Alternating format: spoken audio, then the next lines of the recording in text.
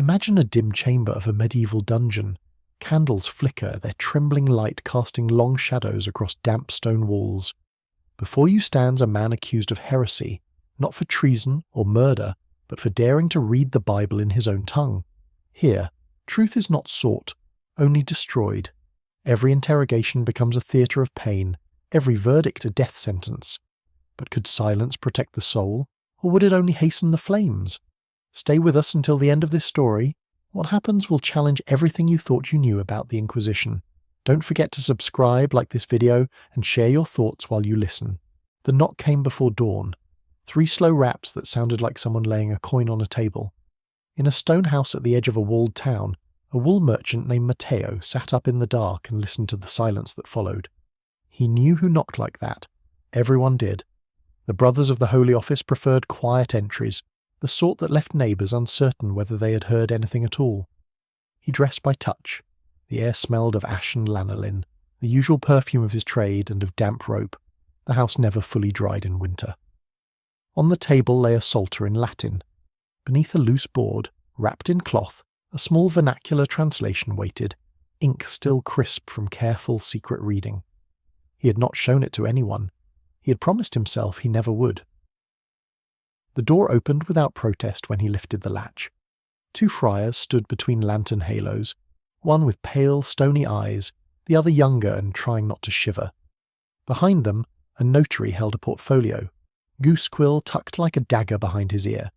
They used no chains. Chains were noise. "In the name of the faith and the king," the older friar said, "you will accompany us to answer questions. Bring your conscience and nothing else." Matteo nodded and stepped outside. Down the lane, shutters tilted open by finger widths.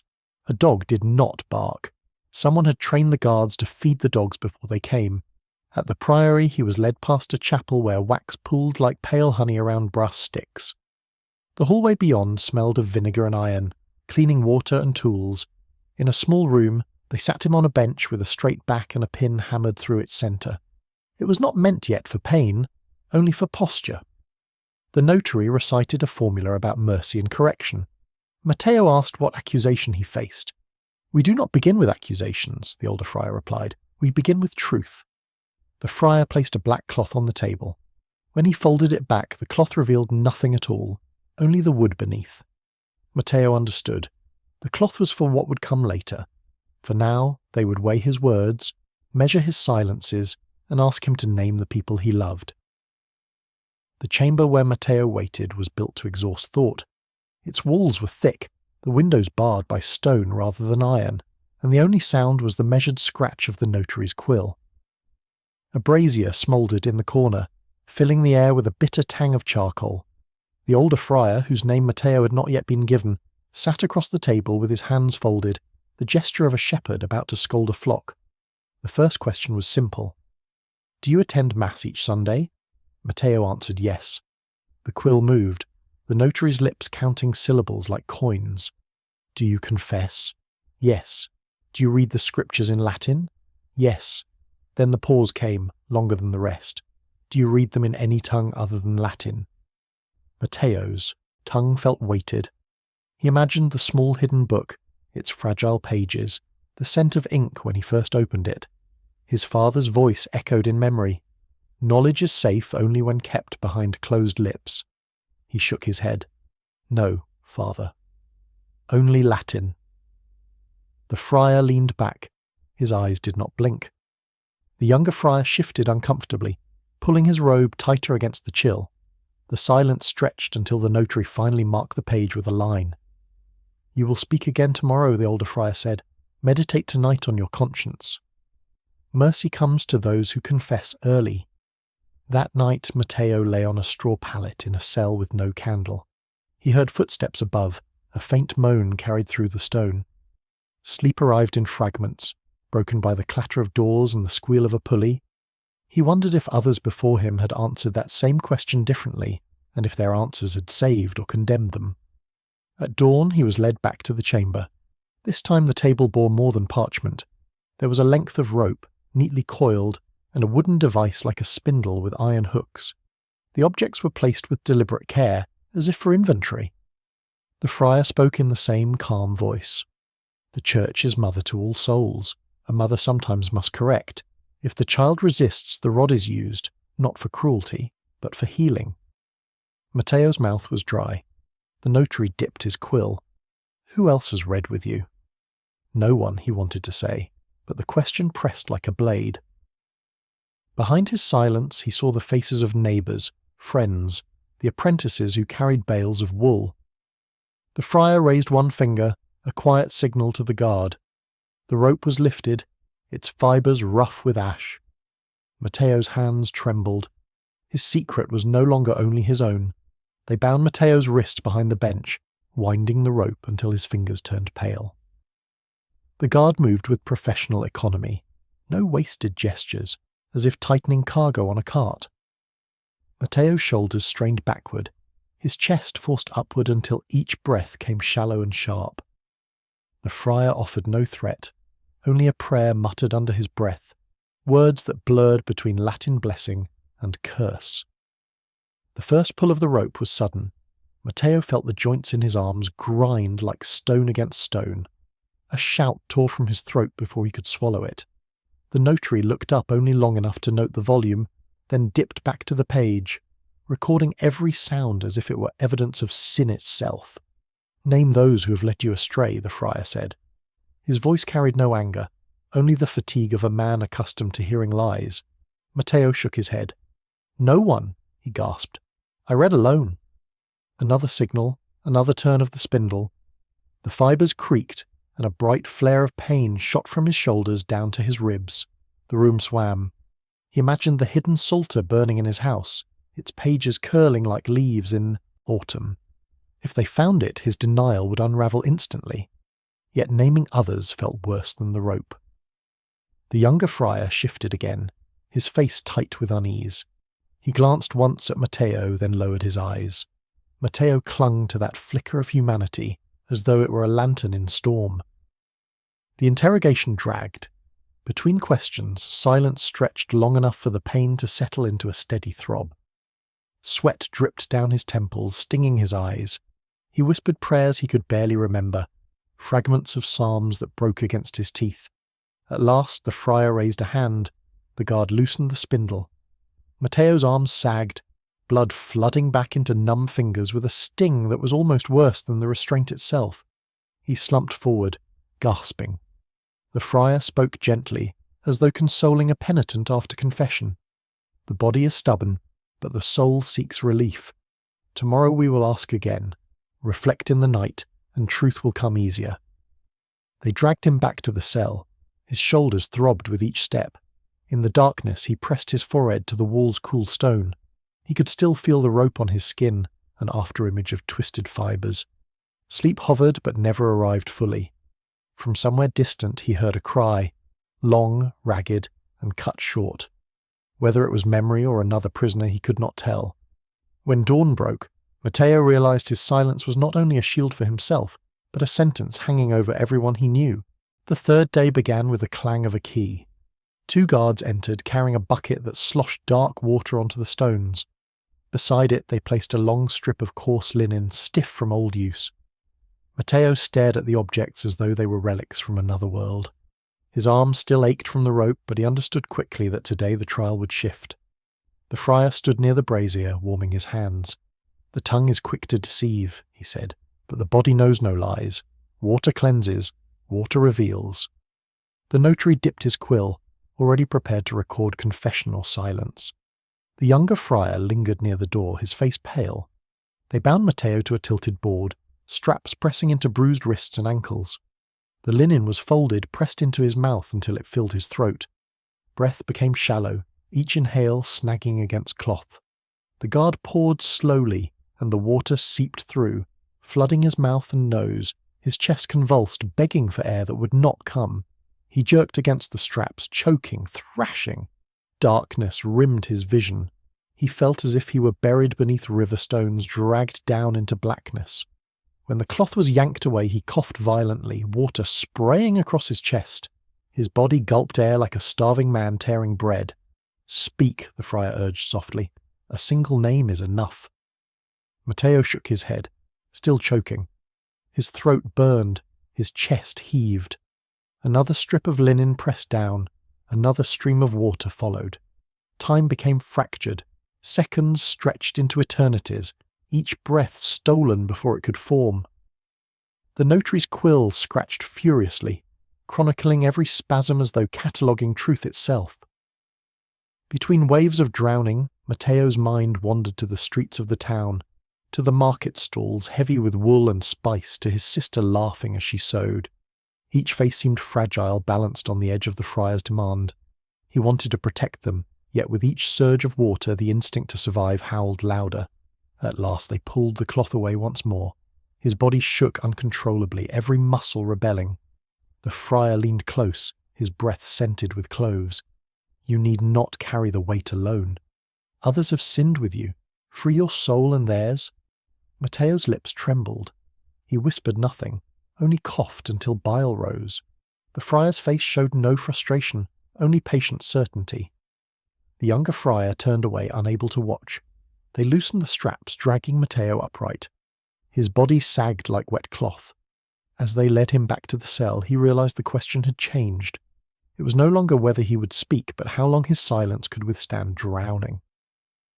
By the fourth morning, Matteo could no longer raise his arms without fire shooting through his shoulders. His throat burned from swallowed water, his chest bruised by the heaving of forced breaths. Yet the summons came again, the same deliberate knock against the cell door. He was dragged to the chamber, stumbling as if his bones had aged decades overnight. This time, the objects on the table had changed. Beside the parchment lay a pair of wooden frames lined with iron plates, hinges crusted with soot from the brazier. The guard adjusted them with care, producing a slow metallic groan that settled into Matteo's stomach like lead. He had heard whispers of such things, boots made not for walking, but for crushing. The friar spoke almost kindly. Feet carry men into error. Feet will also guide them back to truth. He gestured, and the guard slid Matteo's legs into the frames. Cold iron closed around his shins, the plates biting against bruised skin. Wooden wedges were placed between boot and bone, awaiting the hammer. The first strike fell with a dull crack. Pain rippled upward, sharp and immediate, as if splinters had exploded inside his flesh. Matteo gasped, his vision flashing white. The notary noted the reaction with the same calm precision as before, dipping his quill into ink as though he were drawing maps rather than suffering. "Who taught you the words in your hidden book?" the friar asked. Matteo clenched his teeth, shaking his head. Another strike, heavier this time. A cry tore from his lips before he could stop it. He felt his resolve slipping, each blow chipping at more than bone. The younger friar winced openly now, his lips moving in silent prayer. Matteo caught that motion, and for a fleeting second felt less alone. But the hammer rose again, and the wedge pressed deeper. He thought of markets, of sunlight falling through cloth awnings, of his sister's hand guiding him home as a child. All of it seemed impossibly distant, belonging to someone else's life. The friar leaned forward. "A single name, Matteo. One name, and this ends." His tone was almost soothing, as if offering a gift. Matteo's chest heaved. He wanted to scream the first name that came to mind, to buy silence with betrayal. Yet each face he imagined felt bound to his own, tied by rope he dared not cut. The hammer struck once more. Pain erupted like fire through his leg, so fierce he nearly blacked out. His body sagged against the frame, sweat soaking his tunic. The friar raised his hand, halting the guard. Enough for today. Let reflection work upon him. Dragged back to his cell, Matteo collapsed onto the straw. His legs throbbed with each heartbeat, swollen and angry. He closed his eyes and prayed. Not for rescue, but for strength to last one more day. In the silence, he wondered if faith was courage or madness. Night inside the priory was never fully dark. A slit in the wall let in the moon, and each silver beam cut across the floor like a blade. Matteo lay curled on the straw, legs throbbing inside swollen boots of flesh. Every shift of weight sent pain rising in jagged lines up to his spine. Sleep arrived only in fragments, broken by echoes from elsewhere. The metallic groan of chains, muffled sobs, the sudden bark of a guard's command. The building itself seemed alive, breathing with the misery it contained. He thought of the book hidden beneath his floorboard, the thin vernacular psalter that had brought him here. He pictured the ink bleeding across its pages, dissolving like his strength. Was it worth so much? A handful of words in his own tongue, words that promised comfort but instead delivered torment. Doubt gnawed at him. Perhaps confession would end this. Perhaps surrender would spare him. Yet even in the fog of pain, another thought resisted. If he betrayed the text, or the faces tied to it, would he have anything left that was truly his? The door creaked open without warning. A figure stepped in, the younger friar. He carried no torch, only the faint glow of a shuttered lantern. His voice was hushed. "Drink." He placed a cup near Matteo's lips. The water tasted of copper, but it eased the rawness in his throat. For a moment their eyes met. The friar's face was troubled, his youth betrayed by the tremor of his hand. "You should speak," he whispered. "They will not stop. Names, even false ones, will end it sooner." Matteo swallowed hard. "And damn another?" His voice was little more than rasp. The friar flinched as though struck. He rose quickly, gathering the lantern. "Pray then. Pray for strength." Without another word he left, the door locking with a sound heavier than iron. Alone again, Teo pressed his head against the wall. He wondered whether the friar's visit was mercy or temptation. He imagined himself at the marketplace once more, his sister haggling over cloth, the voices of buyers mixing in a sea of ordinary life. The memory felt unreal, like a dream he might never touch again. Hours dragged. The straw beneath him smelled sour, the stone leached warmth from his body. Somewhere above, a bell tolled softly. He knew it was Lord's, the prayer at dawn. Soon they would come for him again, carrying rope, cloth, or iron. He breathed slowly, clinging to the rhythm, and told himself one fragile truth. Silence was still his to command. At dawn they pulled Matteo from the cell, his legs weak and trembling with each step. The guards half-dragged him through corridors lined with torches, their smoke twisting into black ribbons against the ceiling. Unlike the narrow interrogation chamber, today's destination was larger, colder, a hall designed not for pain alone, but for spectacle. Rows of benches climbed upward on either side, and in the centre a raised dais waited beneath a carved crucifix. The friar seated themselves at the long table. The notary arranged parchment as though preparing for a feast of ink. Behind them, a small gathering of townsfolk had been admitted, curious faces peering from the shadows. Rumours always drew a crowd, and nothing whispered louder than the word heresy. Matteo was forced to kneel on the flagstones. His swollen legs screamed with every movement. The older friar's voice carried across the chamber, calm, deliberate, rehearsed. "Matteo, son of a wool merchant, you stand accused of holding forbidden scripture and of leading others astray. Mercy has been offered, mercy has been refused. Will you now confess before God and man?" All eyes pressed against him. He felt their weight heavier than the ropes. His throat burned as he tried to form words. Confession meant life, perhaps exile or a penance of lashes. Silence meant further torment, perhaps the pyre. He looked up at the crucifix, wood worn smooth by centuries of prayer, and wondered whether Christ had felt the same crushing expectation from the crowd below. The notary's quill hovered, waiting. Matteo closed his eyes. "I read," he whispered. His voice echoed thinly. Murmurs rippled through the benches. "I read alone, for comfort, not to mislead." The friar leaned forward. "And who else reads with you?" His question landed like a hammer on an anvil. Matteo shook his head slowly. "No one." The silence that followed felt endless. The friar's expression never shifted, but the guard at his side flexed his grip on the staff. Finally the friar spoke. "Then you are either deceiver or deceived. The church shall decide which a sentence was not yet declared, but the hall itself seemed to draw its verdict in the hush of the people. Some pitied, others hungered for fire."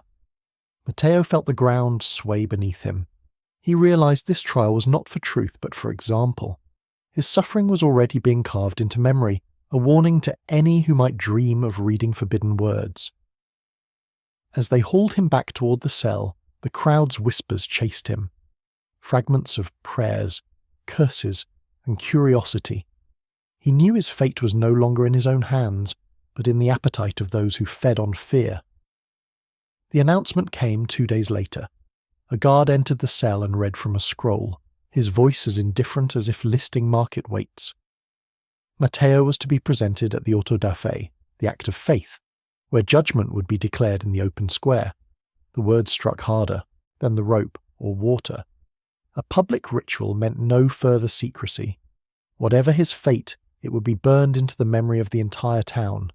They stripped him of his soiled tunic and gave him a coarse garment marked with painted flames licking upward.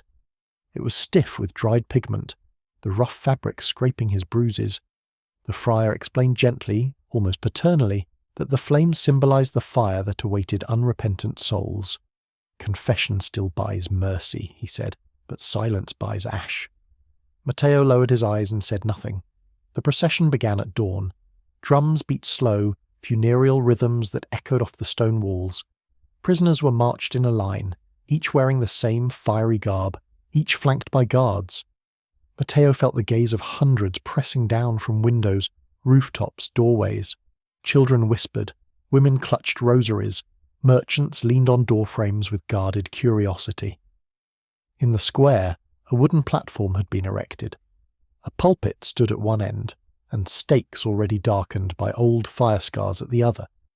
The notary unrolled parchment and began to list offences in a droning cadence. Heresy, blasphemy, witchcraft. Each word heavy, each name followed by murmurs from the crowd. When Matteo's turn came, he lifted his head just once. He saw his sister near the edge, her face white as wax, a hand pressed to her lips. Guards held her back as she tried to step forward. The friar proclaimed that mercy was still possible. Name your accomplices, denounce your errors, and you may yet walk from this place marked but living. His voice rang across the square like a bell. Silence followed, every ear straining for Matteo's reply. His lips parted dry and cracked. He could have spoken any name, an enemy, a stranger, even no one at all. The crowd would not know truth from invention. His sister's eyes shone, pleading. He felt the ache in his ruined legs, the phantom flood of water in his lungs, the memory of rope cutting flesh. But no words came. He bowed his head instead, not in surrender, but in refusal. Murmurs rippled outward like waves striking shore. The friar sighed, raising his hand. Guards moved to lead the condemned toward the stakes.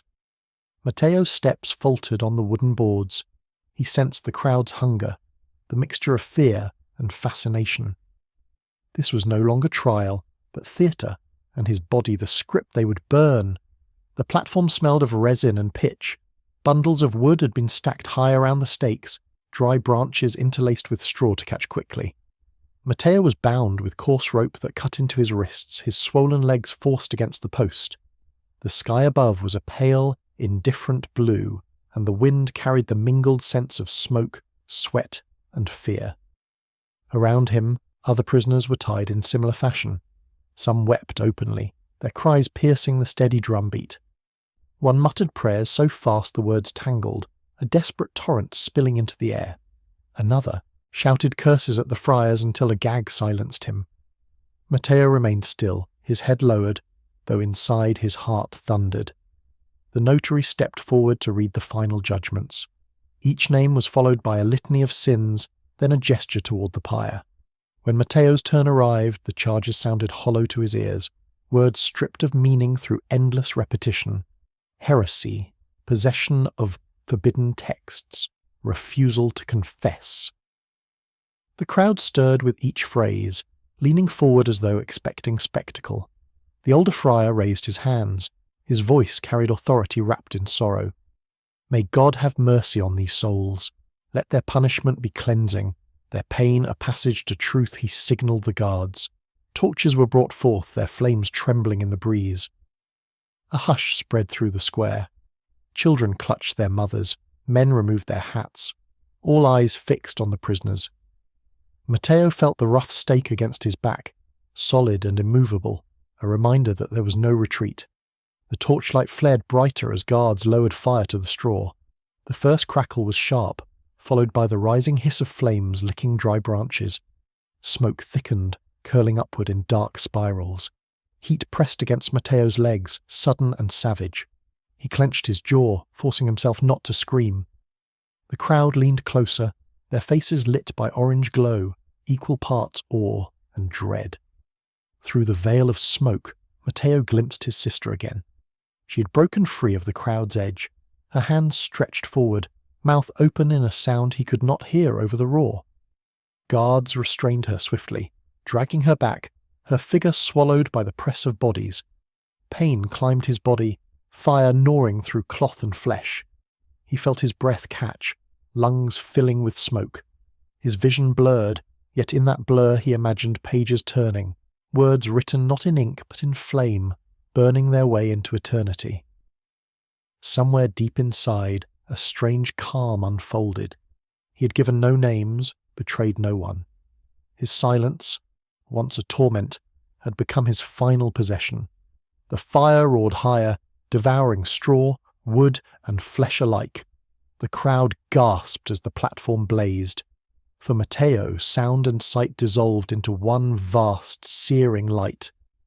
When the flames at last subsided, the square was coated with smoke and silence.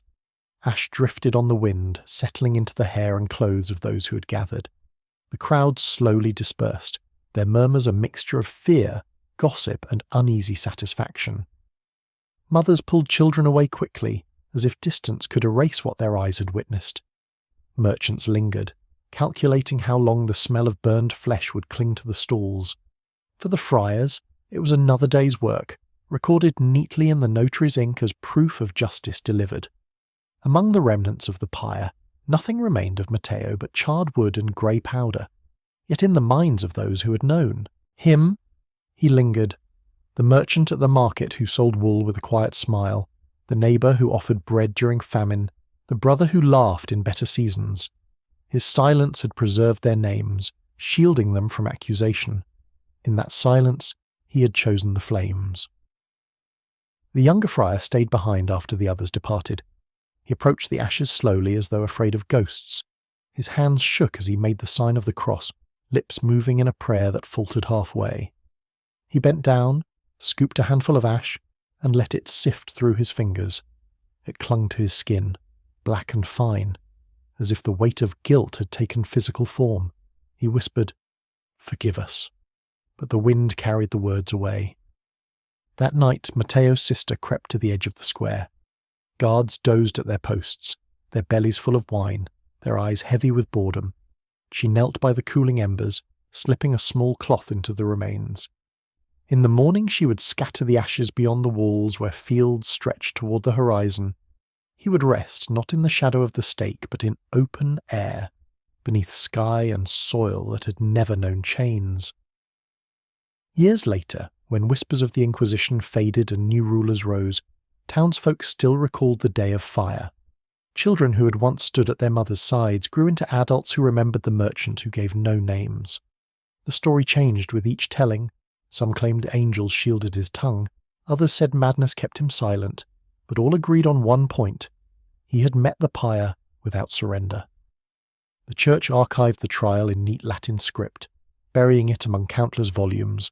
Yet in the marketplace, where wool still traded hands, Matteo's name lingered in quieter ways, passed in murmurs when books changed owners in secret, or when prayers were whispered in a tongue not sanctioned by friars.